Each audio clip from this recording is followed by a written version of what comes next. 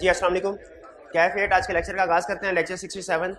Previous lecture में हमने risk assessment start की थी और ये हम सीख रहे थे कि कैसे क्वेश्चन के अंदर, केस स्टडी के अंदर गिवन इंफॉर्मेशन से हमने रिस्क आइडेंटिफाई करना है और कैसे उस रिस्क को प्रोसीजर से रिलेट करना है, यानी उस रिस्क के लिहाज से प्रोसीजर्स हमने बताने हैं। प्रीवियस लेक्चर में ये कुछ रिस्क हमने डिस्कस किए थे, कुछ रिस्क रह गए थे।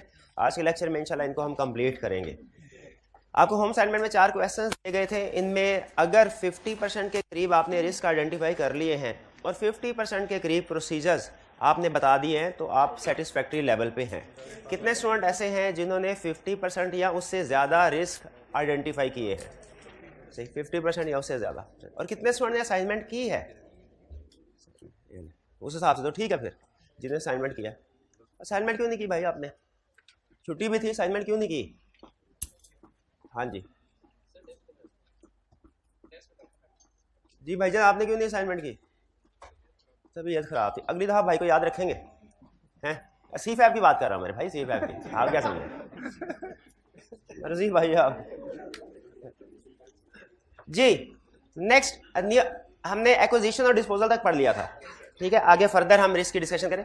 New counting or legal requirements, regulations or guidelines या चेंज इन काउंटिंग पॉलिसीज। एक चीज़ हमेशा जहन में रखिएगा, एक लफ्ज़ आपको बता देता हूँ, किसी भी केस स्टडी में, बल्कि किसी भी सिचुएशन में वो लफ्ज़ आएगा ना, इसकी वजह से रिस्क ज़रूर इंक्रीज होगा। वो लफ्ज़ है चेंज। क्योंकि जब कभी कोई भी चीज़ चेंज होती है ना, मे भी वो सक्सेसफुल हो जो चेंज है, जैसे हमने प्लान किया, जैसे नया IT सिस्टम लॉन्च करते हैं, या मे भी उसमें कुछ एरर्स हो, गलतियां हो, वो सक्सेसफुल ना हो सके। क्वेश्चन में चेंज इन वो कह दे न्यू प्रोडक्ट लॉन्च की चेंज, या न्यू भी बाजू का वर्ड यूज करता है, इसका एक ही मतलब है। क्वेश्चन में कह दे न्यू प्रोडक्ट लॉन्च किया है, क्वेश्चन में कह they knew business segment start किया है, क्वेश्चन में कहे न्यू काउंटिंग पॉलिसी है या चेंज इन काउंटिंग पॉलिसी है, क्वेश्चन के अंदर चेंज इन मैनेजमेंट की बात कर दे, change in IT system infrastructure की बात कर दे। जहां कहीं चेंज होगा इसमें रिस्क किस वजह से राइज होता है कि देखिए ऑलरेडी जो चीजें चल रही होती है ना, उनमें हम एक्सपर्ट होते हैं काम करने में, लेकिन जैसे ही कोई पॉलिसी है, कोई प्रोसीजर है, कोई सिस्टम है, किसी भी किस्म का चेंज आता है, हमारे पास हो सकता है उतना एक्सपीरियंस ना हो कि हम उसको अच्छे तरीके से हैंडल कर सकें। इसलिए जहां कहीं चेंज होगा उसमें रिस्क राइज। जैसे जब कभी हमारे टीचिंग में भी असूल है, जब कभी सिलेबस में चेंज होता है उस अटेम्प्ट में रिस्क ज्यादा होता है उस चेंज वाले टॉपिक के हवाले से। क्योंकि एक तो ये कि टीचर ने उसे पहले उसको नहीं पढ़ा था, फर्स्ट टाइम पढ़ रहे होते हैं, तो ज़ाहिर है हमारे लिए भी वो एक नई चीज़ होती है। और फिर दूसरी बड़ी रीज़न उसमें मुश्किल पास पेपर्स नहीं होते कि जिससे प्रैक्टिस की जा सके, जिससे पता चले ICAP इस कंसेप्ट को टेस्ट करेगा, किस एंगल से करेगा, रिप्रोडक्शन के लिहाज से करेगा, केस स्टडी के लिहाज से करेगा, केस स्टडी टेस्ट करेगा तो किस तरह की केस स्टडी होगी, रिक्वायरमेंट क्या होगी, प्रेजेंट कैसे करना होगा, हम भी ब्लैंक होते हैं। तो इसीलिए प्रैक्टिस में भी किसी भी सिचुएशन में चेंज आ जाए या वर्ड न्यू आ जाए तो समझ लीजिएगा इस वजह से रिस्क राइज हो जाता है। यही आपको ये बता रहा है कि अगर कोई न्यू काउंटिंग स्टैंडर्ड्स आ जाए या काउंटिंग पॉलिसी चेंज हो जाए, न्यू लीगल रिक्वायरमेंट्स आ जाए, रिस्क है। क्या रिस्क है कि हम उसको कंप्लाई हो सकता है ना कर सकें एज पर लॉ या एज पर रिपोर्टिंग फ्रेमवर्क, ठीक है जी। और इसमें अब हमारे प्रोसीजर्स क्या होंगे इसको एड्रेस करने के लिए? इसमें हमने ये देखना है कि क्या जो क्लाइंट ने जो लीगल रिक्वायरमेंट्स हैं या अकाउंटिंग पॉलिसी चेंज की है, क्या फ्रेमवर्क के मुताबिक, रिक्वायरमेंट्स के मुताबिक उनको अकाउंट फॉर और डिस्क्लोज किया कि नहीं किया। नॉन कॉम्प्लायंस हो सकती है, खास तौर पे जब क्वेश्चन में आपसे कहे ना क्लाइंट ने कोई IT सिस्टम को चेंज किया है या न्यू IT सिस्टम लॉन्च किया है, उसमें याद रखिएगा जरूर ये रिस्क आएगा क्योंकि न्यू काउंटिंग सिस्टम में इनकरेक्ट प्रोसेसिंग हो सकती है, ठीक है। उसमें हो सकता है डेबिट क्रेडिट, नया अकाउंटिंग सिस्टम है, पुराने में तो मैं पता था डेबिट क्रेडिट इक्वल होते हैं, नए में टेस्ट करना पड़ेगा, मे बी ट्रांजैक्शन गलत अमाउंट से प्रोसेस हो रही हो। तो इसीलिए ये हमारा रिस्क राइज होगा न्यू काउंटिंग रिक्वायरमेंट्स या चेंज इन काउंटिंग पॉलिसीज का। यही वो कह रहा है कि change in reporting and legal requirements may not be appropriately met, further non compliance may result in misstatements or penalties. अगर अकाउंटिंग फ्रेमवर्क की रिक्वायरमेंट्स की नॉन कंप्लायंस करेंगे तो वो तो मिस स्टेटमेंट बन जाएगा, और अगर लीगल रिक्वायरमेंट्स की नॉन कंप्लायंस करेंगे वो पेनल्टी आ जाएगी जिसकी हमें प्रोविजन रिकॉर्ड करनी पड़ेगी जी। नेक्स्ट फिर की ऑडिट प्रोसीजर में क्या कह रहा है? Review the accounting and reporting requirements. New जो भी लीगल या अकाउंटिंग की रिक्वायरमेंट्स हैं उनको रिव्यू कीजिए।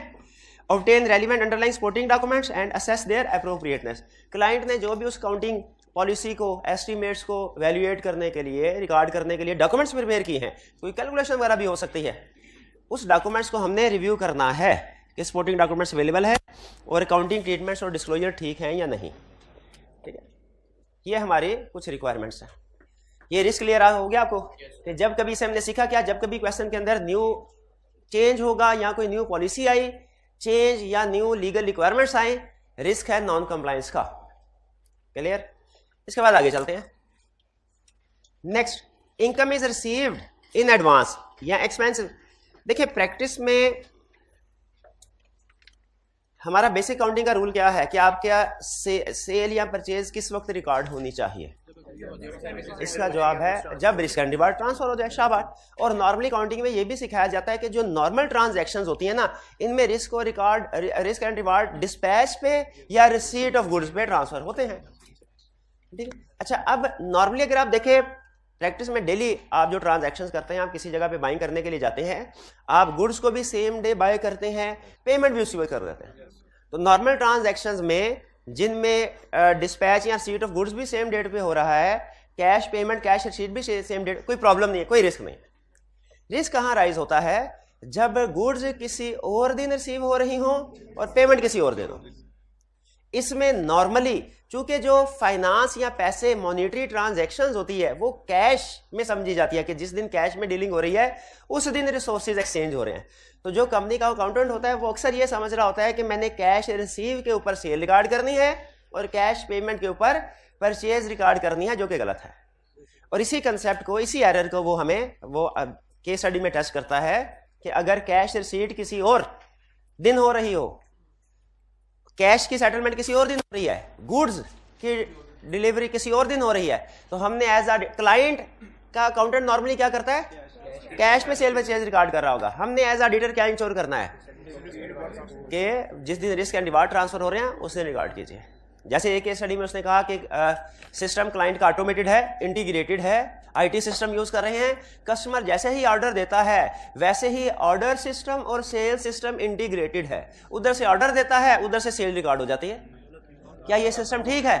नहीं, क्योंकि सेल और परचेज तो डिस्पैच या रिसीट की बेस पर रिकॉर्ड होनी चाहिए, ये सिस्टम गलत है। ठीक है, तो क्वेश्चन में कभी वो सेल्स या परचेज रिकॉर्ड करवाएगा ऑर्डर की बेस पे और कभी रिकॉर्ड करवाएगा पेमेंट की बेस पे। हमने क्या इंश्योर करना है? रिसीट की बेस पे। यही वो बता रहा है रिस्क ऑफ ओवरस्टेट। अगर इनकम एडवांस में रिसीव कर रहे हैं और क्लाइंट ने उसको उस वक्त इनकम रिकॉर्ड कर दिया, cash debit sales credit, income overstated होगी। ठीक है। और अगर गुड्स परचेज कर ली हुई हैं लेकिन रिकॉर्ड नहीं की क्योंकि पेमेंट नहीं की, अंडरस्टेटमेंट होगी। इनकम एक्सपेंस में भी recorded when cash received or paid instead of when risk and rewards are transferred. ये वो रिस्क को एक्सप्लेन कर रहा है। प्रोसीजर्स क्या है? Perform test of control to ensure control. Client का सिस्टम देखे क्या है, सेल्स कब रिकॉर्ड करता है? क्या जब सेल और परचेज ट्रांसफर होती हैं गुड्स तब रिकॉर्ड की जाती है सेल परचेज, या कैश की बेस पे? ठीक है। जैसे ये कैसे पता चलेगा? हम सैंपल बेस पे कुछ गुड डिस्पैच नोट को सेलेक्ट करेंगे और देखेंगे सेल्स किस दिन रिकॉर्ड हुई है। अगर सेल्स उसी दिन रिकॉर्ड हुई है जिस दिन का गुड डिस्पैच नोट या गुड रिसीट नोट है, इसका मतलब है सिस्टम ठीक चल रहा है सेल और परचेज का। लेकिन अगर सेल या परचेज किसी और दिन रिकॉर्ड हो रही है तो इसका मतलब है सिस्टम ठीक नहीं चल रहा। ठीक है। नॉर्मल ड्यूरिंग द ईयर तो हो सकता है कोई प्रॉब्लम ना हो, ईयर एंड में प्रॉब्लम होगी। आपकी कुछ दिनों की ट्रांजैक्शन अगले साल की इधर और इस साल की नेक्स्ट ईयर में आ रही होगी। Test the system for recording advance. जो एडवांस रिसीव या एडवांस पेमेंट कर रहे हैं, अब की बार इस सिस्टम को टेस्ट करें। एडवांसेस पेमेंट का सिस्टम टेस्ट करने से क्या मुराद है? क्लाइंट ने जो भी एडवांसेस पे किए हैं या रिसीव किए हैं उनका सैंपल सेलेक्ट करें, देखिए इसकी डबल एंट्री क्या पास हुई है, वो एसेट या लायबिलिटी रिकॉर्ड किया है या इनकम एक्सपेंस रिकॉर्ड किया है। अगर इनकम एडवांस में क्लाइंट रिसीव कर रहा हो तो उसे क्या रिकॉर्ड का एंट्री क्या करनी चाहिए? कैश डेबिट सेल्स क्रेडिट, क्या अनअर्न्ड इनकम। शाबाश। ठीक है। या advance from customer. At year end perform cut off test. चूंकि इसका इफेक्ट ईयर एंड पे होता है, ये ईयर एंड पे मिस स्टेटमेंट का बायस बनती है, इसीलिए ईयर एंड पे कट ऑफ टेस्ट जरूर परफॉर्म करना है। और ये आप देखेंगे किसी भी रिस्क में जिसमें सेल्स या परचेजेस इन्वॉल्व है ना, उसमें कट ऑफ टेस्ट जरूर, बल्कि डेटर्स और क्रेडिटर्स में भी कट ऑफ टेस्ट परफॉर्म करवाता है। पता है ना डेटर क्रेडिटर में क्यों करवाता है? वो सेल और परचेज के साथ इनडायरेक्ट रिलेशनशिप की वजह से। Next, revaluation. अच्छा, रीवैल्यूएशन तो आपको पता ही है, इसके प्रोसीजर हम पहले पढ़ चुके हैं। रीवैल्यूएशन में रिस्क है। क्या क्यों रिस्क है? रीवैल्यूएशन में भी incorrectly calculated and recorded because it involve subjectivity. जैसे यूजफुल लाइफ है वो अंदाजा लगाना पड़ता है, सब्जेक्टिविटी एंड कंप्लेक्सिटी यानी डेफर्ड टैक्स इंप्लीकेशन। रीवैल्यूएशन में डेफर्ड टैक्स इंपैक्ट आता है ना, डेफर्ड टैक्स जिन स्टूडेंट्स ने पढ़ा उनको अंदाजा होगा। और डेफर्ड टैक्स तो जहां आ जाए complexity by default complex, regular tax भी अच्छा खासा कम्प्लेक्स होता है। Next, sales. इसके प्रोसीजर कहां से मिलेंगे आपको रिवैल्यूएशन के? ये मैं नहीं पढ़ा रहा, क्यों नहीं पढ़ा रहा? चैप्टर 10 से मिलेंगे आपको। अनयूजुअल ग्रोथ ऑफ सेल्स या bonus on achievement of sales target. Case study में ज्यादातर सेकंड पॉइंट के साथ इस रिस्क को टेस्ट करता है कि जब वो कहेगा हमने अपनी सेल्स टीम को बोनस दिया है, टारगेट दिए, टारगेट सेट किए, टारगेट मीट करना है, तो फिर रिस्क है कि स्टाफ इसको ओवरस्टेट करेगा, हाँ, ताकि बोनस मिल जाए। इवन अगर बोनस ना भी मिले ना, सिर्फ क्वेश्चन में ये कह टारगेट सेट किया है, तो अंडरस्टूड टेस्ट की वजह से रिस्क राइज होगा, क्योंकि टारगेट अचीव ना करे तो फिर इसका मतलब है वो डायरेक्टर्स देख कह रहे होंगे कि ये अंडर परफॉर्म किया है, सही परफॉर्म नहीं किया, इस बंदे को चेंज करने की जरूरत है। तो सिर्फ क्वेश्चन में अगर सेल्स टारगेट ही की बात कर देता है, इससे भी रिस्क राइज होगा। क्या रिस्क है? सेल्स में overstate due to recording of fake sales और next year sales recorded in current year to achieve sales target. ठीक है, और इसके प्रोसीजर क्या है? चैप्टर 10 सेल्स वाले। हाँ, उसमें एक प्रोसीजर आप बेहतर है ना लिखिए, सेल्स में सारे प्रोसीजर सेल्स वाले लिख सकते हैं, इसके रिस्क में सेल्स के सारे सिवाय एक प्रोसीजर के, हाँ, अंडरस्टेटमेंट वाला, कंप्लीटनेस वाला, शाबाश, वो लिखने की जरूरत नहीं है। क्यों जरूरत नहीं है? हाँ, उसने खुद ही बताया कि रिस्क मेरा सिर्फ ओवरस्टेटमेंट का है, शाबाश। बाकी एक्यूरेसी वाले, कट ऑफ वाले, वो डिस्क्लोजर वाले, वो बिल्कुल आप इंक्लूड कीजिए। Decline in sale. अच्छा, अब ये रिस्क हम स्टडी कर चुके हैं। डिक्लाइन इन सेल्स में दो रिस्क होते हैं, इन्वेंट्री में भी, बल्कि तीन, मैक्सिमम तीन हो सकते हैं। Inventory, impairment of machinery, impairment of intangible. ये हम पहले डिस्कस कर चुके हैं ना, इसको जाने दे पक्का। इन्वेंट्री की वैल्यूएशन के प्रोसीजर पता है, इंपेयरमेंट ऑफ मशीनरी के प्रोसीजर पता है, इंपेयरमेंट ऑफ इंटेंजिबल्स के प्रोसीजर पता है? पता है तो बताइए, शाबाश। इंपेयरमेंट ऑफ इंटेंजिबल के मैनेजमेंट से डिस्कस करेंगे, इंक्वायर करेंगे कि कोई क्या कंडीशन है जिससे इंपेयरमेंट इंडिकेट हो रही हो। कहानी शुरू तो इंपेयरमेंट की यहीं से होती है ना कोई कंडीशन होती है, शाबाश। और अजम्पशन देखेंगे रीजनेबल है कि नहीं, और एक्सपर्ट को एंगेज करेंगे, किस लिए? हाँ, यूजफुल लाइफ की एस्टिमेशन। और एक अहम स्टेप आप भूल रहे हैं, शाबाश, सही बताया अभी तक आपने। क्या उसका वैल्यू इन यूज कैलकुलेट करते हैं? उसके लिए cash flow for cost prepare करते हैं, वो आपके सोल्यूशन में लाजमी होने चाहिए, कैश फ्लो फॉर कॉस्ट। अच्छा, अब ये मैं आपको रिस्क की एक्सप्लेनेशन और प्रोसीजर तो नहीं पढ़ा रहा, ये हम पहले पढ़ चुके हैं कवर, लेकिन आपको वो इंफॉर्मेशन मैं पढ़ाना चाहता हूं जो क्वेश्चन में अगर दे तो आप उससे इस नतीजे पे पहुंचेंगे कि इसमें रिस्क है। डिस्ट्रॉयड और अनयूज्ड और under utilised fixed assets. Question में क्या फिक्स्ड एसेट डिस्ट्रॉय हो गया, आग लग गई, 30% ऑपरेटिंग कैपेसिटी रिड्यूस हो गई, इंपेयरमेंट की इंडिकेशन है। अनयूज्ड एसेट्स हैं, इकोनॉमिक कंडीशन, एक वैसे में कहने लगा इकोनॉमिक कंडीशन बहुत पुअर है, ठीक है, और अक्सर प्रोडक्शन प्लांट जो है वो महीने के लिए 2 हफ्ते के लिए बंद रखा जाता है क्योंकि डिमांड नहीं है, तो इससे इन्वेंट्री तो इफेक्ट होगी ही होगी। फिक्स्ड एसेट, क्योंकि फिक्स्ड एसेट फुली यूटिलाइज नहीं हो रहे, ये फुली यूटिलाइज नहीं हो रहे तो हमें इंपेयरमेंट इंडिकेशन है। इंपेयरमेंट टेस्टिंग करेंगे, इंपेयरमेंट लॉस रिकॉर्ड होता है कि नहीं बात की बात है, फर्क समझ रहे हैं ना? yes, इंडिकेशन है, इंपेयरमेंट टेस्ट करेंगे। हो सकता है इंपेयरमेंट टेस्टिंग से पता चले कि अभी भी हालात खराब है लेकिन अभी भी वैल्यू इन यूज ज्यादा है, तो इंपेयरमेंट लॉस हो सकता है रिकॉर्ड ना हो। इंपेयरमेंट टेस्टिंग में और इंपेयरमेंट लॉस रिकॉर्ड करने में फर्क पता है ना आपको? Next, fault in the production process. Production process में कोई फॉल्ट है जिसकी वजह से इन्वेंट्री खराब प्रोड्यूस हो रही है। इन्वेंट्री तो सो गई, मशीन भी गई। अच्छा, ये अहम है, ये आई कैप रिसेंटली इसके ऊपर फोकस कर रहा है। स्पेशलाइज्ड इन्वेंट्री इज कैंसल्ड और customer goes bankrupt. Specialised inventory किसे कहते हैं? हमने किसी खास कस्टमर के ऑर्डर पे इन्वेंट्री बनाई जो अब किसी और कस्टमर के लिए काम की नहीं है। अगर वो कस्टमर बैंकरप्ट हो जाए, किसी वजह से ऑर्डर कैंसिल कर दे। अगर फर्स्ट कीजिए उसने कहा सर मैं तो दूसरे फॉरेन कंट्री में रहता हूं, हमारे मुल्क में गवर्नमेंट ने बैन कर दिया इंपोर्ट एक्सपोर्ट, तो अब ऑर्डर कैंसिल कर दिया। अब इस सिचुएशन में शायद डेटर में रिस्क राइज नहीं होगा क्योंकि वो बैंकरप्ट नहीं हुआ। उसने कहा भाई हमारी गवर्नमेंट ने अब इंपोर्ट एक्सपोर्ट बैन कर दिया, इसका मतलब है पुराना कोई लेना देना वो क्लियर कर देगा, नई बाइंग नहीं करेगा। तो इससे रिस्क किस पे आया? इन्वेंट्री की वैल्यूएशन पे। लेकिन अगर क्वेश्चन में कह दे कि कस्टमर जिसके लिए स्पेशलाइज्ड इन्वेंट्री बनाई जा रही थी कस्टमाइज, वो बैंकरप्ट हो गया, अब दो जगह पे रिस्क आया। किस पे? वैल्यूएशन ऑफ डेटर्स पे भी, वैल्यूएशन ऑफ इन्वेंट्री पे भी। और अगर आपको कह दे ये वो कस्टमर है जिसको 60% सेल की जाती थी, तो डेटर्स पे भी रिस्क आया, इन्वेंट्री पे भी आया, गोइंग कंसर्न पे भी आया। ये मेरा एक क्वेश्चन था कोई जिसमें ये उसने तीनों रिस्क थी, कोई एक क्वेश्चन था ऐसा केस स्टडी। बहरहाल चलिए ये क्लियर हो गया आपको। इसमें इंपेयरमेंट ऑफ मशीनरी का रिस्क, उससे रिलेटेड प्रोसीजर जो पढ़ चुके हैं। अच्छा इसी में अब आगे वैल्यूएशन ऑफ इन्वेंटरी कहीं आया, वो भी हम कवर कर चुके हैं। और इंपेयरमेंट, हाँ गोइंग कंसर्न का अगर रिस्क आता है, शाबाश स्टूडेंट ने ये क्वेश्चन पूछा सर अगर हमें सब्सटेंटिव प्रोसीजर के दौरान में कोई ऐसी सिचुएशन आ जाती है जिसकी वजह से गोइंग कंसर्न की इंडिकेशन पे डाउट क्रिएट होता है, कोई इवेंट या कंडीशन आ जाता है, फिर कौन से प्रोसीजर परफॉर्म करेंगे?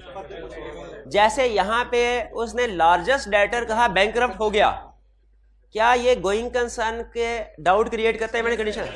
अच्छा आपने करना क्या ये ध्यान में रखिएगा। स्टेप नंबर 1, डेटर से रिलेटेड स्पेसिफिक प्रोसीजर लाजमी बताने हैं। डेटर्स की बैंकरप्सी से रिलेटेड प्रोसीजर, क्योंकि डेटर बैंकरप्ट हुआ ही हुआ है, जिस इवेंट की वजह से गोइंग कंसर्न एक्टिवेट हुई है ना, उस इवेंट के भी तो वेरिफिकेशन करनी है, फिर गोइंग कंसर्न की तरफ जाना। ये भूलना चाहिएगा, बाज़ वक़्त वो डायरेक्ट गोइंग कंसर्न पे जंप लगा देते हैं। तो जिस इवेंट की, अगर तो क्वेश्चन में इवेंट का जिक्र किया है, बाज़ वक़्त क्वेश्चन में कहता है कोई भी इवेंट ऐसा ऑडिटर ने प्रोसीजर परफॉर्म किए जिससे इस नतीजे पे पहुंचा गोइंग कंसर्न पे डाउट्स है, स्पेसिफिकली नहीं बताया इवेंट या कंडीशन, स्पेसिफिकली नहीं बताया, हम भी सोल्यूशन में जिक्र नहीं करेंगे। लेकिन अगर वो स्पेसिफिकली बता देता है, लीगल केस है सर जी, अगर कंपनी हार गई तो पे नहीं कर सकेगी, बैंक लोन है, नॉन कंप्लायंस हो रही है, रिसोर्सेज नहीं है लोन रीपे करने के लिए, तो लीगल केस हो, चाहे बैंकरप्सी का हो, चाहे प्रोडक्ट की फूड पॉइजनिंग का हो, कोई भी ऐसा इशू हो जो स्पेसिफिकली डिस्कस किया और फिर उसने कहा गोइंग कंसर्न की तरफ बात जा रही है, गोइंग कंसर्न की इवेंट या कंडीशन है, तो हमने दो काम करने हैं, स्पेसिफिक प्रोसीजर भी लिखने हैं, गोइंग कंसर्न के जनरल भी। अच्छा गोइंग कंसर्न के जनरल वाले प्रोसीजर कौन से हैं? स्पेसिफिक तो बता, वो जो थे टू आइडेंटिफाई इवेंट्स के ओन आइडेंटिफाई, कितने स्टूडेंट्स को याद है वो प्रोसीजर गोइंग कंसर्न के? शाबाश, ये ले, ये है आपकी तैयारी, 3-4 स्टूडेंट्स हैं। और आखिरी महीने में पूरा ऑडिट तैयार नहीं हो पाता, ये ज़हन में रखिए। और आखिरी महीने में आपको ऑडिट, जो पहले से चीजें या लेक्चर समझे हुए ना आपने कवर किया, वो आखिरी महीने आप रिवाइज कर सकेंगे। नई चीज आखिरी महीने में कवर नहीं होती, इसलिए कोशिश करें अगर नई कुछ चीजें आपने पेंडिंग की है ना कि आखिरी महीने में करेंगे, अभी कर लें लास्ट, क्योंकि चीजें जो थ्योरेटिकल कंसेप्ट्स होते हैं उनको कवर करने के लिए पीस ऑफ माइंड चाहिए होता है। अगर कोई टेंशन है ना, फ्रस्ट्रेशन, कोई ऐसी चीज, तो आप देखें न्यूमेरिकल क्वेश्चन फिर भी हो जाया करते हैं, देरी नहीं होती। आप काम कर रहे हैं ना बैठ के, साथ सड़क में ठक ठक ठक ठक हो रही है, आप नोट कीजिएगा न्यूमेरिकल क्वेश्चन आप कर लेंगे ऐसी सिचुएशन में जब डिस्टर्बेंस होती है, थ्योरेटिकल क्वेश्चन नहीं होते। इसीलिए थ्योरेटिकल जितने भी आपके टॉपिक्स है, कंसेप्ट, आखिरी महीने में टेंशन होगी आपको दूसरे सब्जेक्ट्स की भी, ठीक है, उसमें आपके लिए नए कंसेप्ट कवर करना थ्योरी के मुश्किल होता है। इसलिए थ्योरी का कोई भी सब्जेक्ट हो, खासतौर पर ऑडिट की बात करते हैं, आपने आखिरी महीने से पहले सारे कंसेप्ट कवर करने हैं। आखिरी महीने रिवीजन तो हो सकती है, आखिरी महीने नया कंसेप्ट तैयार नहीं हो सकता। हाँ अगर एक ही सब्जेक्ट है फिर हो सकता है, लेकिन वो शायद ही कोई इक्का-दुक्का स्टूडेंट्स होंगे जिन्होंने स्टैंड में एक ही एग्जाम देना है। आगे चलते हैं। Inventory is held at various location. Client की इन्वेंट्री बहुत सी लोकेशन पे है। बाज़ का कुछ बिजनेस ऐसे होते हैं, कुछ बिजनेस की इन्वेंट्री सेंट्रलाइज होती है, कुछ की डिफरेंट एरियाज पे होते हैं।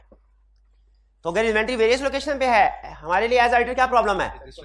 एग्जिस्टेंस, उसको वेरीफाई करना मुश्किल है। वो आपको केस स्टडी याद होगी, केस स्टडी में उसने कहा था कि वो कंटिन्यूस बेसिस पे स्टॉक टेक करता है। वेरियस लोकेशन है, कंटिन्यूस बेसिस पे स्टॉक, इसलिए फुल काउंट पॉसिबल नहीं है। तो हमने कहा था फुल काउंट ईयर एंड पे नहीं करोगे तो रिस्क है कि जो आपका एक्चुअली स्टॉक पड़ा हुआ है बैलेंस शीट में वो नहीं आ रहा होगा, क्योंकि आपने स्टॉक काउंट ही नहीं किया सारे का सारा। 100 में से 30 ब्रांचेस का अगर आपने स्टॉक काउंट कर लिया, बाकी 70 तो आपने जो बुक बैलेंस है वही शो कर रहे होंगे, वो हो सकता है फिजिकल से डिफरेंट हो। फिर inventory held with third party और physical count was not done at balance sheet date. इन सारी सिचुएशन में रिस्क है कि ये इंश्योर करना बैलेंस शीट डेट पे जो फिजिकल इन्वेंट्री एक्चुअल है वही बैलेंस शीट में आ रही है कि नहीं, मुश्किल है। It is difficult to verify existence. क्या करेंगे? इन्वेंट्री के प्रोसीजर परफॉर्म करेंगे, लेकिन उसमें एक टॉपिक हमने अपने प्रोसीजर में इंक्लूड नहीं करना। हाँ, वैल्यूएशन वाला। शाबाश। वैल्यूएशन वाला क्यों नहीं करना? क्योंकि ये रिस्क वैल्यूएशन वाला है ही नहीं, ये तो एग्जिस्टेंस वगैरह वाला है। तो इसमें जो बाकी के प्रोसीजर, वैल्यूएशन के प्रोसीजर नहीं लिखने। बाकी के प्रोसीजर में से आपको 3-4 जो लिख, और अब ये डिपेंड करता है स्पेसिफिक रिस्क पे, ठीक है। जैसे अब इसको अगर अलग-अलग डिस्कस करें, inventory is held at various location, क्या करेंगे? इसके प्रोसीजर क्या हो सकते हैं? बहुत सी लोकेशंस पे है, आप साइमल्टेनियसली सारे जहां पे काउंट करना है टीम भेजे। दूसरा, अनप्रेडिक्टेबिलिटी, आप टीम को स्टॉक काउंट पे भेजे, क्लाइंट को ना पता, क्योंकि हमने बहरहाल सैंपल बेस पे काम करना है, तो क्लाइंट को ना पता चलने दीजिए कि किस वेयर हाउस पे आप अब स्टॉक काउंट करने जा रहे हैं। अनप्रेडिक्टेबिलिटी रखें ताकि क्लाइंट समझे अच्छा हम किसी भी स्टॉक काउंट पे छापा मार सकते हैं, हर वेयर हाउस का स्टॉक बराबर रखें। और अगर वो कहता है जी स्टॉक आउट हुआ ईयर एंड के अलावा किसी और डेट पे, फिर क्या प्रोसीजर होंगे? फिर आपने वो रिकंसिलिएशन वाले प्रोसीजर बताने, ठीक है, और डॉक्यूमेंट्स को भी चेक करना है, रिकंसिलिएशन चेक करनी है। और अगर वो कहता है स्टॉक थर्ड पार्टी के पास है, एक केस स्टडी में उसने कहा मुल्क से बाहर है, कंफर्मेशन भी सेंड कर सकते हैं, कंपोनेंट ऑर्डर को भी एंगेज कर सकते हैं, खुद भी विजिट कर सकते हैं। अच्छा, एक केस स्टडी में उसने एक नया स्टेप भी, एक प्रोसीजर भी बताया। उसने कहा कोई क्लाइंट के साथ जो वहां पे वीडियो कॉन्फ्रेंसिंग कर सकते हैं या इस तरह वीडियो मीटिंग के टूल्स को यूज करते हुए आप उसे कह सकते हैं भाई जरा कैमरा घुमा के दिखाओ हमें क्या स्टॉक पड़ा है कि नहीं यहाँ पे। तो ये भी प्रोसीजर्स हैं हमारे। Next, litigation, pending litigation and contingent liability. Question में अगर उसने क्या दिया जी के कंपनी में के खिलाफ कुछ लीगल केसेस पेंडिंग है। अच्छा, लीगल केस कुछ भी दे सकता है। वो हो सकता है कहे किसी स्टाफ को अनफेयर तरीके से डिसमिस किया था, उसने कंपनी के खिलाफ केस कर दिया कि कंपनसेशन दी जाए उसको। हो सकता है कोई एक्सीडेंट हो जिससे एनवायरमेंट डैमेज हो रहा है।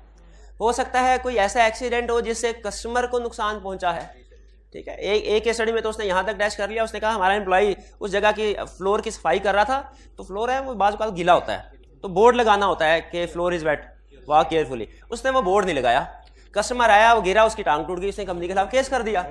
ये भी लीगल केस है। यानी कोई भी लीगल केस अगर केस स्टडी में कह दे कंपनी के खिलाफ फाइल हुआ है, हमारा रिस्क राइज होता है। लीगल केसेस में रिस्क क्यों होते हैं? क्योंकि इसकी प्रोविजन या डिस्क्लोजर्स के बारे में डिसीजन करना होता है। शाबाश। और मुझे आप बताइए किसी भी लीगल केस में कैसे डिसाइड करेंगे कि प्रोविजन रिकॉर्ड करनी है कि डिस्क्लोजर आना? एक मिनट और कोई नहीं बोलेगा। उससे आउटफ्लो से, हाँ बिल्कुल, शाबाश, आगे। अगर आउटफ्लो सर्टन है तो, अगर सर्टन है आउटफ्लो तो प्रोविजन रिकॉर्ड करेंगे, अगर पॉसिबल है तो डिस्क्लोजर देंगे। इसमें कोई मेजरमेंट की बात भी आती थी, इसमें प्रोबेबल की, मेरे ख्याल है 3-4 दफा तो क्लास में मैं ये और एक दफा तो मुझे याद है मैंने लिखवाया भी था खास तौर पे। अब पता चला ऑडिट का रिजल्ट कम क्यों आता है, क्योंकि वो स्टार्ट बढ़ाता, ये वजह जी। मेल फंक्शनिंग ऑफ प्रोडक्ट, ये सारी एग्जांपल दे रहा है, इसके अलावा भी किसी भी एग्जांपल्स को वो टेस्ट कर सकता है केस स्टडी में। रिस्क क्यों है? कंप्लेक्स प्रोविजन या डिस्क्लोजर में not have been recorded by client. Provision या डिस्क्लोजर हो सकता है उसने सही रिकॉर्ड ना किया। रेगुलेटरी अथॉरिटी, अच्छा, और अगर हमारे किसी ऑपरेशन से कस्टमर को नुकसान पहुंचा, एनवायरमेंट को नुकसान पहुंचा, तो रेगुलेटरी एक्शन भी कंपनी के खिलाफ स्टार्ट हो सकता है, जिससे गोइंग कंसर्न का डाउट, मतलब पेनल्टी तो वो रेगुलेटर बड़ा ही रहम दिल हो ना, तो सिर्फ कोई पेनल्टी इंपोज करके जान छोड़ देगा। लेकिन अगर उससे किसी को जानी नुकसान पहुंचा, कस्टमर वगैरह को, एनवायरमेंट को, तो हमारा लाइसेंस तक कैंसिल हो सकता है।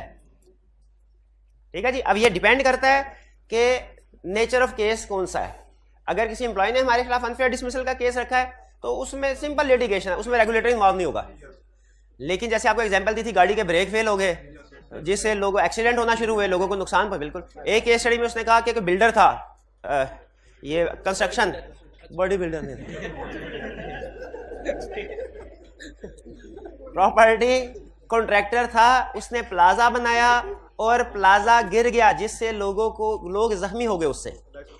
अब बिल्कुल लाइसेंस का, अब इसमें 2-3 रिस्क थे। एक रिस्क था कि लोगों ने केस किया होगा तो प्रोविजन रिकॉर्ड करनी है, फिर इसके बाद रेगुलेटर का एक्शन, लाइसेंस कैंसिल हो सकता है। और इवन इस चीज की वजह से जो उसके दूसरे प्लाजा थे उन पे भी इंपेयरमेंट टेस्ट परफॉर्म करना पड़ेगा, क्योंकि अब जैसे खबर बाहर निकलेगी कि इस बंदे ने ये बिल्डिंग बनाई, ये पुल बनाया, डैम बनाया जो गिर गया, तो उसके दूसरे कॉन्टेक्स्ट पे भी लोगों का इंटरेस्ट कम हो जाएगा। तो ये केस के लिहाज से हम देखेंगे कि बात किस तरफ जा रही है, सिर्फ लिटिगेशन की हद तक या रेगुलेटर्स भी इन्वॉल्व हो रहा है।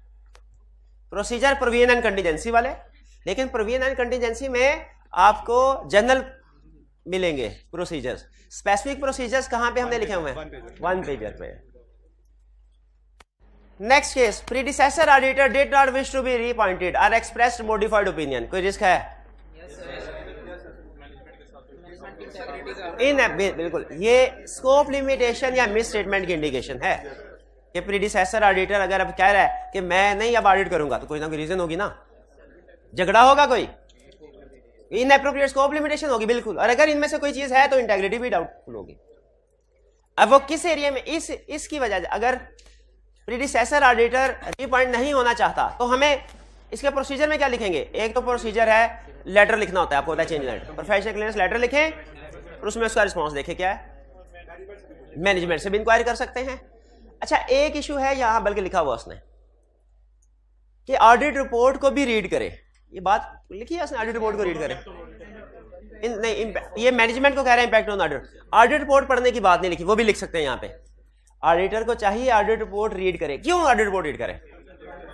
क्योंकि अगर मैनेजमेंट की तरफ से कोई मिस स्टेटमेंट, स्कोप लिमिटेशन है, ऑडिट रिपोर्ट में लिखी होगी, ऑडिट रिपोर्ट में लिखी होगी।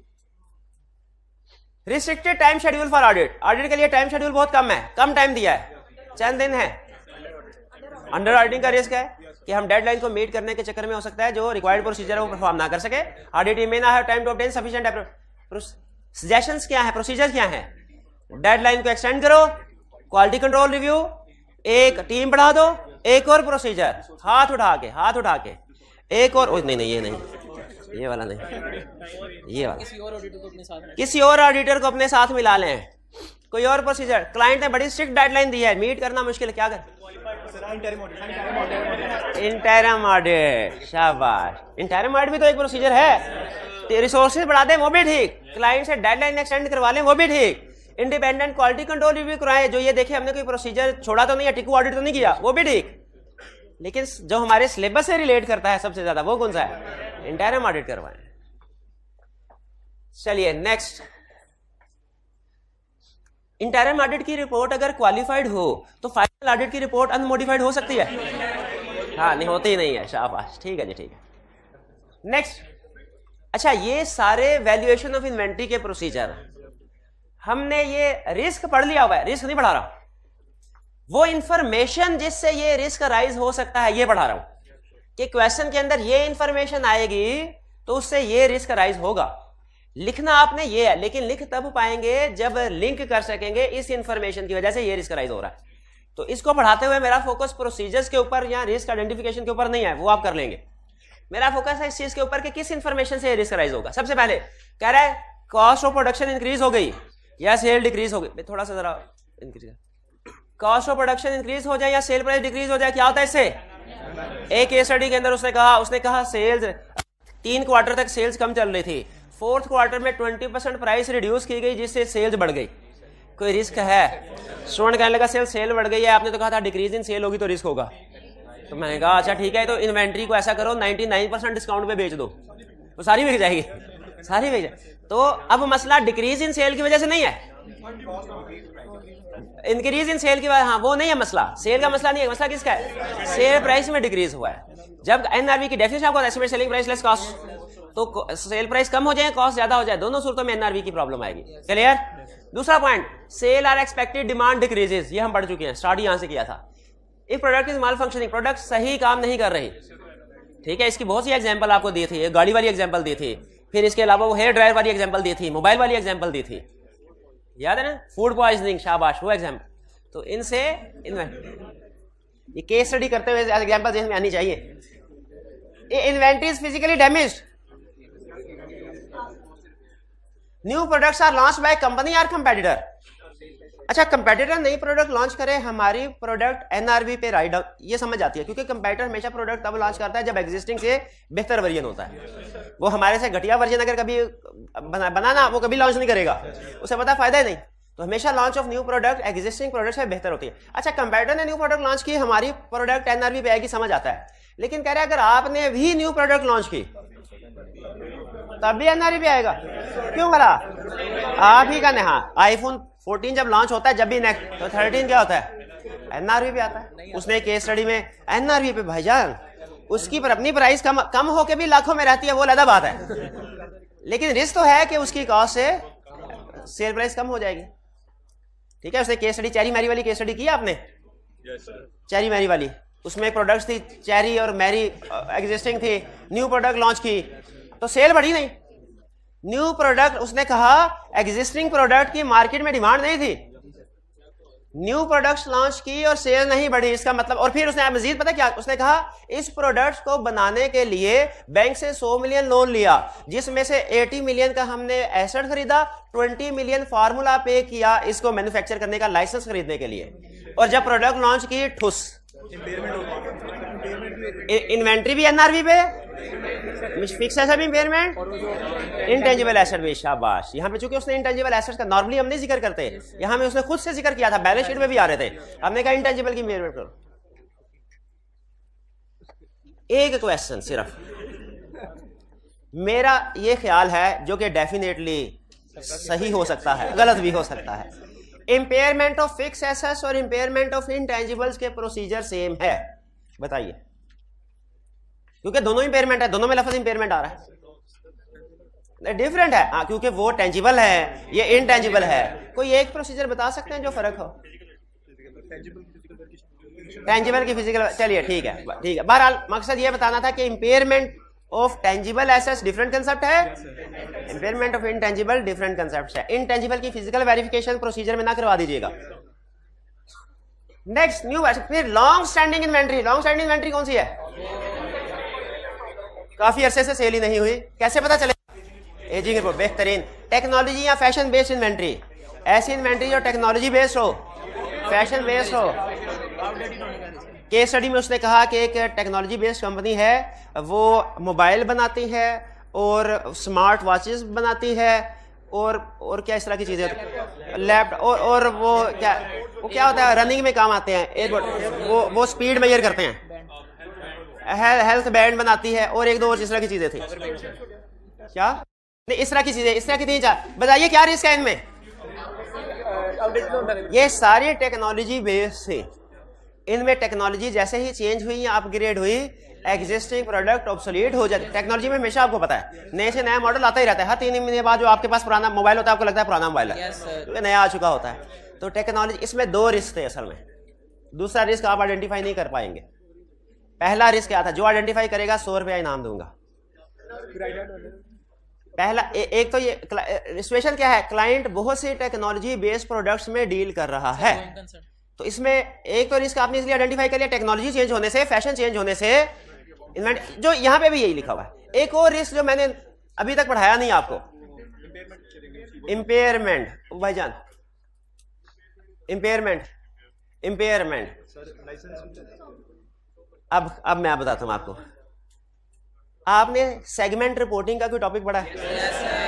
वो क्या कहता है कि क्या अगर क्लाइंट एक से ज्यादा प्रोडक्ट्स मैन्युफैक्चर कर रहा हो, सेल कर, सबको इकट्ठा करके सेल लिखते हैं या कि अलग-अलग रिजल्ट्स दिखाते हैं? तो उसमें रिस्क ये था, क्लाइंट सेगमेंट रिपोर्टिंग करते हुए जो रिपोर्टेबल सेगमेंट्स हैं उनको अदर सेगमेंट्स में इंक्लूड कर सकता है, उनको हो सकता है सेपरेटली रिपोर्ट ना कर। समझ आ रहा है रिस्क? वे रिस्क है कि नहीं? कि अगर बहुत सी प्रोडक्ट्स में, तो याद रखिए जब कभी केस स्टडी में कहे कि बहुत सी प्रोडक्ट्स में क्लाइंट डील कर रहा है, अगर तो एक प्रोडक्ट कहे कोई मसला नहीं है, अगर बहुत सी प्रोडक्ट्स में डील करे तो खुद बताएं भाई, मेरे कहने पे नहीं, खुद सोचे क्या सेगमेंट रिपोर्टिंग का रिस्क है कि नहीं? वो कोई फार्मूला बताते होते थे हमारे जमाने, पता नहीं 10% का होता था कोई, अभी भी यही है 3 है। अच्छा, मुझे एक ही याद है कि 10% ऑफ सेल्स या एसेट्स था कोई, जिस प्रोडक्ट का ज्यादा उसको सेपरेट रिपोर्ट करना है, बाकियों को इंक्लूड कर देना। तो C5 लेवल की केस स्टडी थी, उसमें उसने कॉलम भी बना के दिए हुए थे।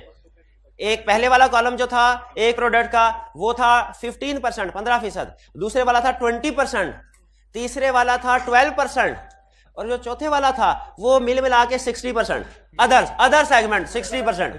तो उसमें कमेंट यही करना है 60% में पता नहीं क्या कुछ बला छुपी होगी, क्योंकि जो मिसलीनियस है ना, कभी ऐसा हुआ, आपने तो नोट नहीं किया होगा, हम एज राइटर ये भी देखते हैं, मिसलीनियस एक्सपेंस आपने देखा कभी? अदर एक्सपेंस, अगर क्लाइंट का मिसलीनियस एक्सपेंस उसकी सैलरी से भी ज्यादा हो, अगर भाईजान इसमें कुछ ना कुछ तो छुपा है ऐसा जिसको लेदर बोर्ड होना चाहिए, ऐसे थोड़ी हो सकता। तो इसीलिए याद रखें, जब कभी मल्टीपल प्रोडक्ट्स हो, अगर एग्जाम में याद आ जाए तो सेगमेंट रिपोर्टिंग का रिस्क राइज होगा। Inventory turnover ratio is increase, ये डिस्कस कर चुके हैं हम, लेकिन असल में इनकम स्टेटमेंट बैलेंस शीट दे दी, कैसे कैलकुलेट कर लेंगे? या तो खुद से डेज दे सकता है, किसी क्वेश्चन में हो सकता है आपको सेल और इन्वेंट्री का बैलेंस देते, खुद से कैलकुलेट कर लेंगे। इन्वेंट्री टर्नओवर रेशियो कैसे कैलकुलेट होती है? इन्वेंट्री ओवर सेल्स के inventory over cost of sales, ये हाल है, ये कर लेंगे हम, मर्जी आपकी। Contract of specialised inventories cancelled, ये तो पहले पढ़ चुके हैं हम, दोबारा क्यों पढ़े? वो वैल्यूएशन ऑफ डेटर्स में पढ़ा था, वैल्यूएशन दोनों जगह इंपैक्ट आएगा। गुड्स रिटर्न बाय कस्टमर, कोई मसला है तो रिटर्न हुई है ना, अच्छी प्रोडक्ट थोड़ी रिटर्न होते हैं। चलिए, इसका रिस्क तो क्लियर, इन्वेंट्री में है become obsolete and NRV of inventory may be lower than its cost. There is also risk of incorrect valuation of inventory. ये छोटा रिस्क है, इनकरेक्ट वैल्यू। बड़ा रिस्क क्या है कि इन इवेंट्स की वजह से आपकी इन्वेंट्री की एनआरवी कम हो जाएगी। देख ले क्या ये सारी इंफॉर्मेशन आपकी वैल्यूएशन ऑफ इन्वेंट्री से रिलेट करती है, एग्जाम में कर पाएंगे। आगे चलते हैं, फ्यू आर ओवरबर्डन। अब ये कुछ जनरल नेचर के रिस्क आ रहे हैं। Few are overburden staff in counting and finance department. Question में उसने कहा न्यू मैनेजमेंट आई है और उन्होंने प्रॉफिट टारगेट को अचीव करने के लिए कॉस्ट कटिंग स्ट्रेटजी अडॉप्ट की है, इस वजह से 50% ऑफ स्टाफ को उन्होंने निकाल दिया है। अच्छी बात कि बुरी बात? हाँ, ये बुरी, ऑडिटर के पॉइंट ऑफ बुरी बात। क्यों? स्टाफ कम हुआ है तो इसका मतलब यह हुआ ओवरबर्डन होगा, काम सही नहीं करेंगे। और कुछ भी ना हो, एक रिस्क है क्या कि आपका इंटरनल कंट्रोल सिस्टम वीक हो जाएगा। जितने ज्यादा कम लोग होंगे उतना ही सिस्टम भी वीक होगा। ठीक है जी। अब ये आप देखते हैं जब क्लास में आ रहे होते हैं तो चेक लगता है ना, हाँ भाई क्लास के स्टूडेंट है कि नहीं, फीस दी है कि नहीं दी। ठीक है, तो यहाँ पे 3 रूम है फॉर एग्जाम्पल, हमारा एक फिजिकल है, 2 हाइब्रिड है। अगर एक ही स्टाफ हो तो क्या कंट्रोल सही स्टूडेंट बन के नहीं सोचना, स्टूडेंट बन के ऑडिटर बन के सोचना है। क्या तब कंट्रोल स्ट्रांग होगा कि जब 3 लोग हों? 3 लोग हों, क्योंकि अगर एक बंदा होगा फिजिकल के दरवाजे पे खड़ा होगा, सारे हाइब्रिड में, हाइब्रिड में खड़ा होगा सारे फिजिकल में। ऐसे ही होता है ना, शुरू में ऐसे ही होता रहा है, फिर कंट्रोल स्ट्रांग हुआ। चलिए आगे चल। Finance department is working without financial controller और आईटी डिपार्टमेंट वर्किंग विदाउट। अगर डिपार्टमेंट हेड ही नहीं है कोई तो टीम मेंबर काम करेंगे, कोई उनको गलतियां देखने वाला होगा? नहीं होगा। तो बज़ाहिर लग रहा होता है जो डिपार्टमेंटल हेड है ना, ये काम कोई नहीं कर रहा, ये तो स्कूल से बैठा, उसने काम करना भी नहीं है। हेड का मतलब ही यही है। चार्टर्ड अकाउंटेंट आप बनेंगे, आपने खुद जाके एंट्री थोड़ी पास करनी है, आप तो डिपार्टमेंटल हेड है। आपने तो डे एंड में सिर्फ ये देखना है सारा काम ठीक हुआ कि नहीं, ट्रबल शूटिंग करनी है। और अगर फाइनेंस डिपार्टमेंट का हेड हो ही ना कोई तो क्या होगा? एरर ही एरर होंगे। क्या होना है? एक केस स्टडी में उसने कहा कि सीएफओ ने रिजाइन कर दिया है, आरजी बेस पे, आरजी टेम्परेरी बेसिस पे जो ह्यूमन रिसोर्स डिपार्टमेंट का हेड है वो फाइनेंस डिपार्टमेंट को देख रहा है। 3 महीने हो गए हैं, अभी तक न्यू हायरिंग नहीं हुई। भाई रिस्क है अकाउंट्स डिपार्टमेंट तो गए हो तो तबाही फिर रही होगी उधर। हाँ जी, चलिए फिर इंट्रोडक्शन ऑफ न्यू आइडिया, ये मैं आपको बता चुका हूं। इन सारी सिचुएशन में रिस्क होगा कि आपकी ट्रांजैक्शंस सही रिकॉर्ड, सही प्रोसेस नहीं हो रही होंगी। There is risk error due to lack of segregation duty और due to inexperienced staff. Auditor shall place less reliance on, ये ऐसी ही बात है जैसे कुछ बच्चे हैं वो कोई सिग्निफिकेंट डिसीजन करने से पहले मशवरा करते हैं वालिदैन से, और कुछ मशवरा नहीं करते, वो कहते हैं हम खुद अक्लमंद, पुराने जमाने के लोगों ने क्या पता, ये आर्टिफिशियल इंटेलिजेंस का दौर है, हम खुद। तो बताइए किन के फैसला गलत करने का रिस्क ज्यादा है? हाँ, जो गलत दोनों सूरतों में हो सकता है और दोनों सूरतों में ठीक भी हो सकता है, लेकिन रिस्क किस में ज्यादा है? जब हेड के साथ कंसल्टेशन ना हो, उसका अपना एक्सपीरियंस क्वालिफिकेशन है, टेक्नोलॉजी का नहीं तजर्बा होगा, बड़ों को लोगों का तजर्बा होता है जो कि आप लोगों को नहीं है। आपकी बात भी नहीं हो रही है तो किसी हाल। ऑडिटर शैल प्लेस, ऐसे सिस्टम में क्या इंटरनल कंट्रोल पे रिलाई करना चाहिए? नहीं करना चाहिए, क्योंकि उसमें गलतियां ज्यादा है। तो आप अपनी अप्रोच में क्या करेंगे? Less reliance on internal control. पहली बात less reliance on internal control, तो दूसरी बात क्या होगी? दूसरी बात, हाथ उठाइए, इस बेंच से कोई हाथ उठा दे, दूसरी बात क्या होगी? दूसरी बात क्या होगी? ये भाई बता दे। पहली बात ये है कि कंट्रोल्स पे रिलाई लेस करना है। क्यों लेस रिलाई कर? कंट्रोल्स वीक है। क्यों वीक है? वो कोई इनको देखने वाली नहीं है। क्या क्या रिस्क ऑफ मिस स्टेटमेंट है। प्रोसीजर्स क्या होंगे? ये ले प्रोसीजर बढ़ा। कौन से प्रोसीजर? सब्सटेंटिव प्रोसीजर में कौन कौन से प्रोसीजर शामिल होते हैं? रिस्क असेसमेंट प्रोसीजर, ये सब्सटेंटिव प्रोसीजर में शामिल होते हैं।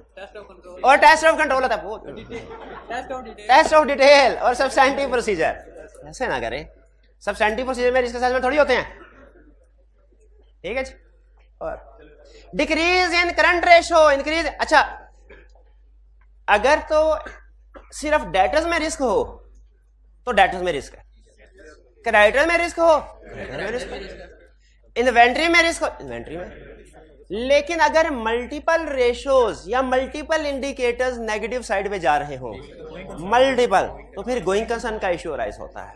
तो अगर फाइनेंशियल पोजीशन बिल्कुल, वो कहता है करंट रेशो भी डिक्रीज हो रही है, क्रेडिटर्स भी इंक्रीज हो रहे हैं, बैंक डेट इक्विटी रेशो वर्ष होती जा रही है, तो हमने इनको फिर इकट्ठा करके गोइंग कंसर्न इशू रेज कर देना। ठीक है, क्या ऑडिटर सारी रेशियो कैलकुलेट करता है? यस करता है। उसको पता नहीं कैसे पता चल गया आपके इस सवाल का कि क्या ऑडिटर सारी रेशियोज कैलकुलेट करता है? जवाब है करता है। अब आप कहें सर कैसे करता है, हमें तो नहीं करनी आती। बोल ना करनी, हाँ जी। तो ना सिर्फ ये कि करता है बल्कि कैसे करता है रेशियो कैलकुलेट, ये भी बताया उसने आपको। सेल परसेंटेज कैसे रेशियो कैलकुलेट होगी, कॉस्ट ऑफ सेल्स कैसे होगी, जीपी रेशियो, फिर admin expense, interest coverage ratio, debtor, ये खास तौर पे 7, 8, 9, खास तौर पे 7, 8, 9 और 1, 2, 3।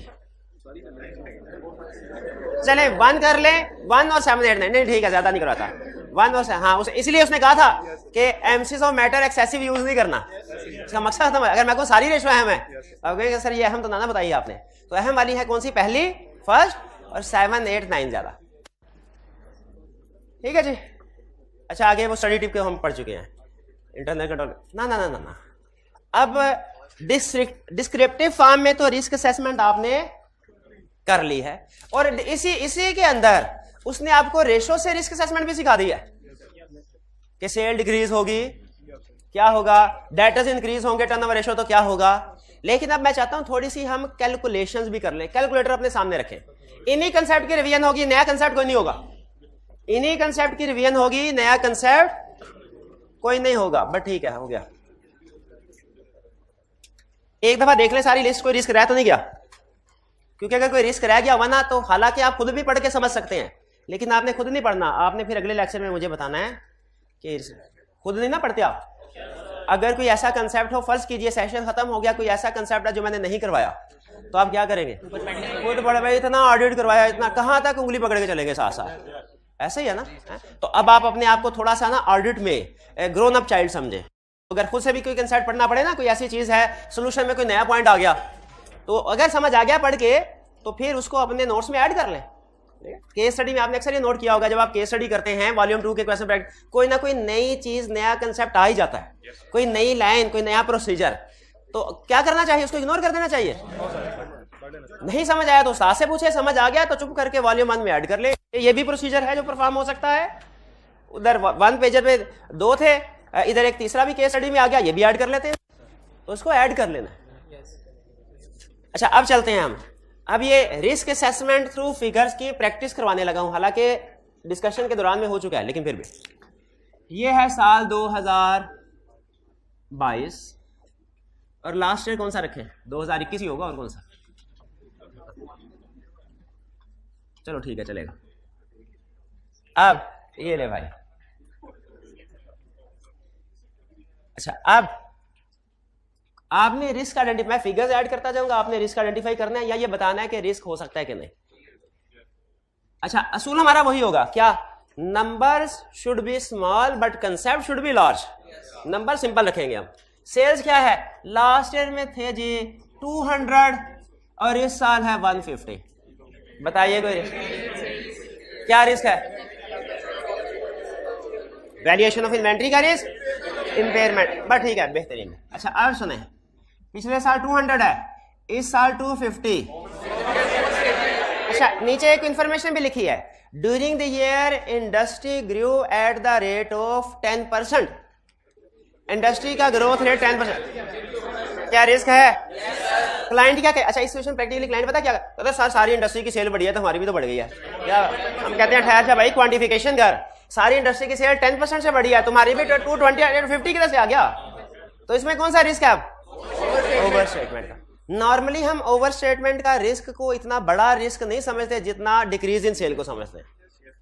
तो आप इसको रिस्क के तौर पे आइडेंटिफाई कर ले, लेकिन एंड में जाके अगर आपको लगे ना कि बड़े बड़े रिस्क ज्यादा हैं, total 6 for example risk identify करने थे, बड़े बड़े रिस्क ज्यादा है तो छोटे छोटे रिस्क को छोड़ दे। याद रखिए एग्जाम में अगर रिस्क और प्रोसीजर दोनों पूछे ना, तो वो 2.5 नंबर का एक रिस्क और प्रोसीजर होता है, आधे नंबर की हेडिंग, आधे नंबर की एक्सप्लेनेशन।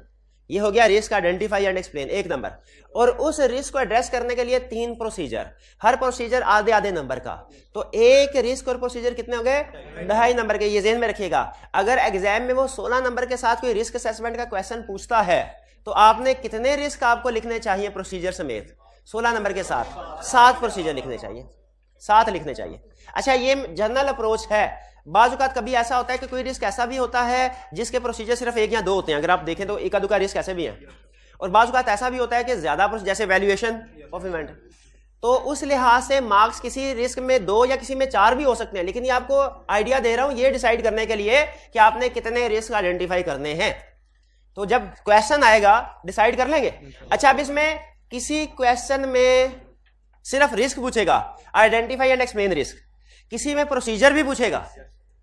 तो जिसमें सिर्फ रिस्क पूछे सिर्फ रिस्क बताएंगे, जिसमें प्रोसीजर भी पूछे, ये जो आपको होम असाइनमेंट दी गई थी इसमें सारे रिस्क पूछे थे उसने आपसे, के सिर्फ रिस्क पूछे थे, प्रोसीजर नहीं पूछे थे, तो आपकी तो याशी हो गई कल तक। लेकिन आज की असाइनमेंट में शायद प्रोसीजर भी हो, ठीक है। तो अगर प्रोसीजर, अगर तो सिर्फ रिस्क है तो वो आप सिर्फ रिस्क, उस सूरत में रिस्क को हम देते हैं 1.5 नंबर। रिस्क और प्रोसीजर दोनों हो तो 2.5 नंबर। अगर सिर्फ रिस्क आइडेंटिफाई करके एक्सप्लेन करना है 1.5 नंबर के लिहाज से आपने एस्टिमेट करना है कि कितने रिस्क। ये बात समझ आ रही? तो क्या अब आप इस काबिल हो गए कि केस स्टडी को पढ़ के डिसाइड कर ले कि आपने कितने रिस्क आइडेंटिफाई करने हैं? पहली चीज ये। अच्छा, अब रिस्क असेसमेंट का क्वेश्चन ऐसा होता है जैसे कोई दरिया। रिस्क असेसमेंट का क्वेश्चन ऐसे होता है जैसे कोई दरिया, और रिस्क ऐसे होते हैं जैसे उसमें हो मछलियां। तो मछुआरा कौन होगा? ऑडिटर, यानी आप। केस स्टडी आएगी ना, गौर से सुनेगा। आपने जाल दरिया में डालना है जाल, 3 पॉसिबिलिटीज आएंगी। पहली पॉसिबिलिटी, नहीं कुछ ना कुछ मछलियां होंगी। पहली पॉसिबिलिटीज, आपने 6 मछलियां, 6 रिस्क आइडेंटिफाई करने थे, वह देखा उसमें 6 की 6 ही थे। तो या आई कैप की कुछ केस स्टडी में होती है 5, तो 5, उसके बाद दोबारा जाल डालना है, दोबारा डालना है जाल, वही समझ गए, दोबारा जाल डालना है, ठीक है। एक, क्योंकि आपको हिडन बाज़-औक़ात इंफॉर्मेशन रखता है। अच्छा, अगला सवाल सुने, अगला सवाल। अगर हमने जाल डाला और उसमें से 8 मछलियां निकली, 2 निकाल, नहीं 2 छोटी छोटी निकालनी है, ये ज़हन में रखिएगा। अक्सर केस स्टडी में ऐसा होता है रिस्क आइडेंटिफाई 6 करने होते 8 है, ऐसा भी होता है। इस सिचुएशन में आपने क्या करना है? छोटे छोटे रिस्क को इग्नोर कर देना, बड़े। इसका मतलब है जब तक क्वेश्चन पूरा ना पढ़ लेना आपने इसको सॉल्व नहीं करना, 1 2 3 लिखते जाना है। पहला रिस्क ये, आगे पढ़ते गए, दूसरा रिस्क ये, आगे पढ़ते गए, तीसरा रिस्क ये, 1 2 3 करते जाना है। सोल्यूशन पे लिखना शुरू नहीं करना जब तक पूरा क्वेश्चन पढ़ने ले। तो अगर फर्ज कीजिए 6 रिस्क आइडेंटिफाई करने थे, 5 सामने आए, दोबारा पढ़े, 6ठा भी आइडेंटिफाई करना। अगर 6 आइडेंटिफाई करने थे, 8 आए, हाँ, बड़े वाले पिक करने हैं। ये ज़हन में रखिएगा, स्टूडेंट बाज़-औक़ात क्या करते हैं, बड़ी मछली फेंक देते हैं दरिया में, छोटी साथ ले आते हैं घर। ऐसा नहीं करना, छोटी को फेंकना है, अगली टर्न में बड़ी होके आएगी, फिर पकड़ लेंगे। भाई ऐसा भी आप कहेंगे सर पिछले सवाल में तो यही रिस्क आया था, उसमें आपने इसको इग्नोर करवा दिया था, इस सवाल में वही रिस्क आया है, इसमें आपने क्यों आइडेंटिफाई, उधर क्यों नहीं किया था? हाँ, उधर इसलिए छोड़ दिया था, उधर बड़ी मछलियां थी, इधर इसलिए पिक कर रहे हैं। हाँ, मछली बड़ी है नहीं, क्या करें, यही बड़ी है, इसी को ले जा। भाई बात समझ आ गई आपको? ये 2-3 फिर से सुन लीजिए। अगर 6 रिस्क आइडेंटिफाई करने हैं, 5 आए, दोबारा पढ़ के 6 आइडेंटिफाई करना। 6 रिस्क आइडेंटिफाई करने थे, 8 आए, 2 छोटे वाले छोड़ने हैं। अच्छा, 6 रिस्क आइडेंटिफाई करने थे, 8 है, लेकिन अब की बार छोटे छोटे 5 हैं, बड़े बड़े 3।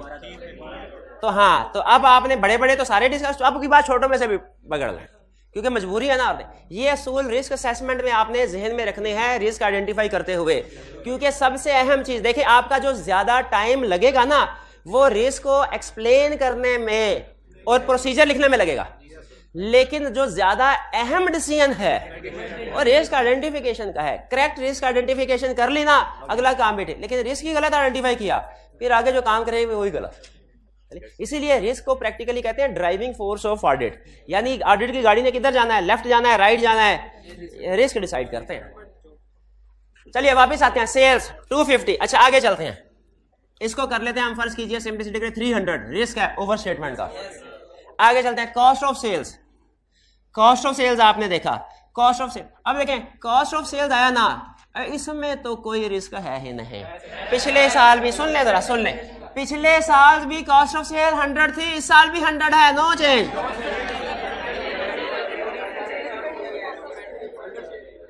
रिस्क है कि नहीं? हाँ जी। अगर आप सिर्फ इसको इंडिपेंडेंट एनालिसिस करें तो शायद रिस्क, आप इस नजर में रिस्क नहीं है, लेकिन असूल याद रखें, लिख लें। फाइनेंशियल इंफॉर्मेशन, अगर कोई फाइनेंशियल इंफॉर्मेशन दूसरी फाइनेंशियल इंफॉर्मेशन से रिलेट करती है तो रिलेट करके रिस्क आइडेंटिफाई करना है, डायरेक्ट करेंगे तो गलत है। फाइनेंशियल इंफॉर्मेशन, अगर कोई फाइनेंशियल इंफॉर्मेशन दूसरी फाइनेंशियल इंफॉर्मेशन से रिलेट करती है तो रिलेट करके रिस्क आइडेंटिफाई करना है, डायरेक्ट नहीं करना। जैसे ये एग्जांपल आपके सामने है, कॉस्ट ऑफ सेल्स का डायरेक्ट रिस्क करेंगे, कहेंगे नो चेंज नो रिस्क, हालांकि कॉस्ट ऑफ सेल्स डिपेंड करती है सेल्स पे। ये बता रहा है पिछले साल कॉस्ट ऑफ सेल्स 50% थी, इस साल 33% हो गई है, ये कॉस्ट ऑफ सेल्स कम क्यों हो गई है? कॉस्ट ऑफ सेल्स कम, लगता है इसमें रिस्क है। कॉस्ट ऑफ सेल्स बनती है 3 चीजों से, ओपनिंग, परचेजेस, क्लोजिंग। ओपनिंग को छेड़ना नहीं, लास्ट ईयर है, वेरीफाइड है, वो हमारे कैफेड के स्कोप में शामिल है।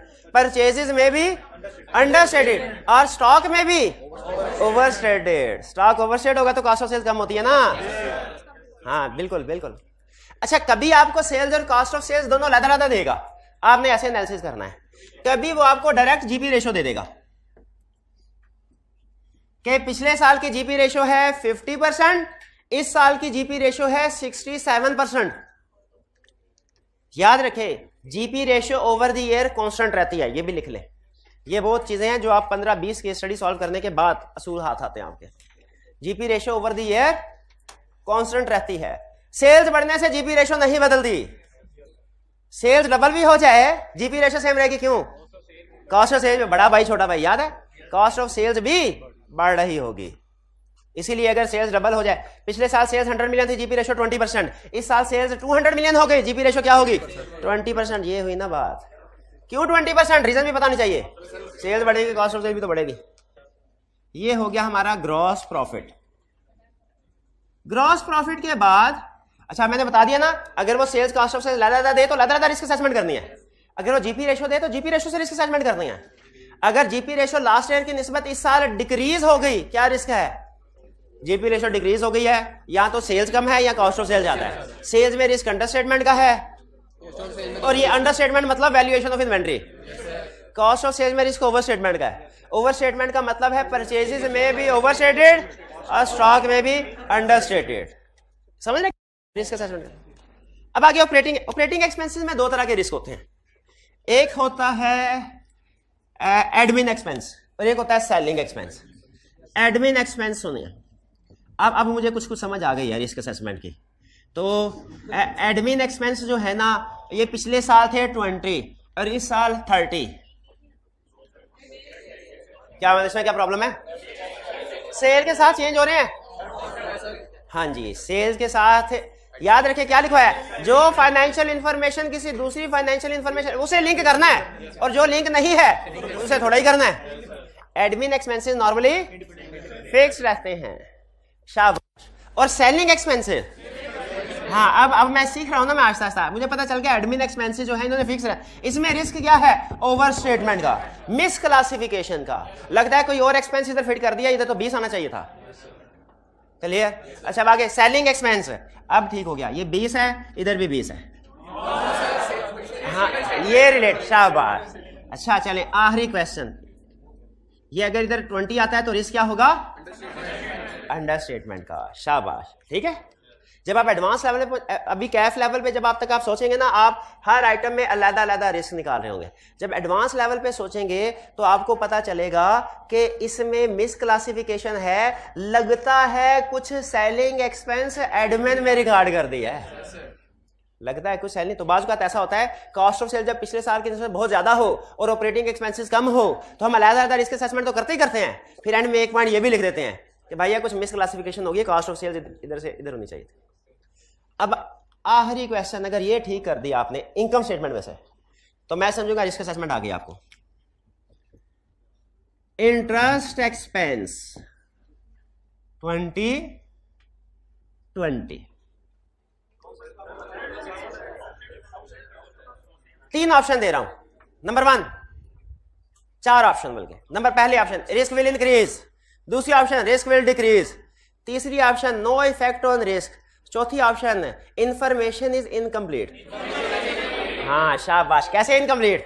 क्योंकि ये लोन से रिलेट करता है, लोन की अमाउंट सामने आएगी तो पता चलेगा। लेकिन एक बात और सुन लें, उससे क्वेश्चन में लोन की अमाउंट दी होती ना, हम परसेंटेज कैलकुलेट करते हैं। लेकिन एक क्वेश्चन में उसने लास्ट ईयर की जो थी रेट 12% था, इस साल का interest rate divided by loan करें ना 60% आ रहा था। अब 60% तो रेट ऑफ इंटरेस्ट होता ही नहीं कहीं पे, फिलहाल तो नहीं है पाकिस्तान में, आइंदा आने वाले साल में शायद हो जाए, तरक्की हो जाए ना, 22% के लगभग तो पहुंच चुका है। तो 60, तो इसमें क्या आया था कि इंटरेस्ट गलत कैलकुलेट किया गया, ठीक है जी, ये एक्चुअल। अच्छा, इसी तरह अगर डेटर, अब सुन लें, आपको इनकम स्टेटमेंट भी दी होगी, बैलेंस शीट भी, पहले इनकम स्टेटमेंट से स्टार्ट करना है। रिस्क असेसमेंट कहां से स्टार्ट करनी है? इसी तरतीब से, क्लियर? बैलेंस शीट में पिछले साल के निस्बत इस साल डेटर ज्यादा है तो प्रोविजन रिकॉर्ड करनी है, इन्वेंट्री ज्यादा है तो,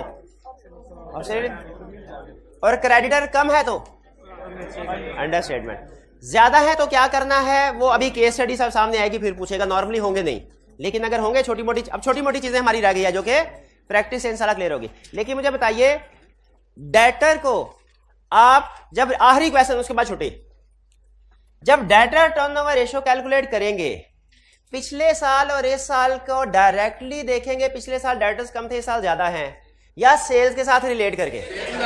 शाबाश, यानी डेटर टर्नओवर रेशियो कैलकुलेट करनी है आपने, डेटर डिवाइड बाय सेल करके फिर। और इसी तरह क्रेडिटर को डायरेक्टली एक दूसरे से कंपेयर करेंगे। हाँ, अगर परचेजिंग या डेटर सेल्स नहीं दी हुई ना, फिर डायरेक्ट कर लें, भाई ये बात समझ आ गई। चलिए अब सुन लें, एग्जाम लेवल की केस स्टडी करने के लिए जितने कंसेप्ट रिक्वायर्ड थे मैंने कोशिश की और मेरा ख्याल है सारे दे चुका हूं। अब आप एग्जाम का कोई भी क्वेश्चन कर सकते हैं। हाँ, कुछ थोड़े हो सकते हैं नए पॉइंट्स, तो स्पेसिफिक टू केस स्टडी है, नई चीजें सामने आएंगी, लेकिन अब आप इस काबिल हैं कि पास पेपर का कोई भी क्वेश्चन कर सके। आज मैंने रिस्क कंप्लीट करवाने थे, इसलिए पास पेपर होम असाइनमेंट डिस्कस नहीं की। कल इंशाल्लाह हम होम असाइनमेंट को डिस्कस करेंगे, कल वाली भी और आज वाली भी, और फिर आगे चलेंगे। आज का लेक्चर यहाँ पे खत्म करते हैं। अल्लाह हाफिज़।